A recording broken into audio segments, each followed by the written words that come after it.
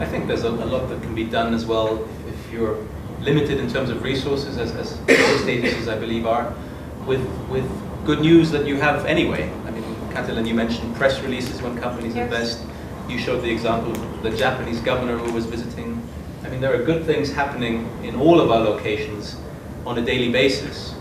And it's up to, I think, all of us to decide how much we do with that. One thing is just putting it as a news item on your internet site or tweeting it. But I think you can make a lot more out of positive events or positive news items without spending too much money. A few of you mentioned politicians, and politicians have come up a few times today at least, and yesterday too, and the issue of stakeholder management. And we all have, I think, different situations.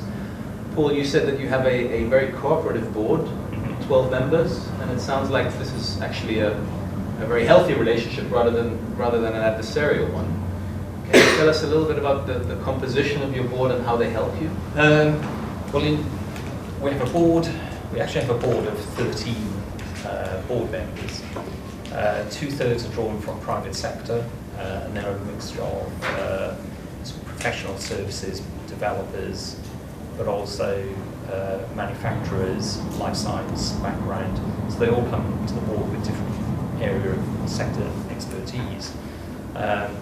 And they're actually quite an important aspect to us, because when we are dealing with a company from a particular sector, those board members are very happy to sort of sit down, and I think again someone was saying yesterday that the best way to convince your potentially good investor is by sitting them down with a company that's already in the area. We can do that. There's got board members who are happy to come in, and they work at very senior levels, so they're very good at putting over not persuasive arguments, but just saying it as it is from their own perspective.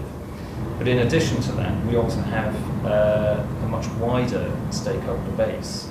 Part of our funding is actually generated by private sector corporate partners, of which we now have about 45. They all make a direct funding contribution into our business, and we pull on their expertise to help extend our team approach when we're actually meeting the investors. So we've got such a diverse range from banks, graphic designers, architects, quantity surveyors.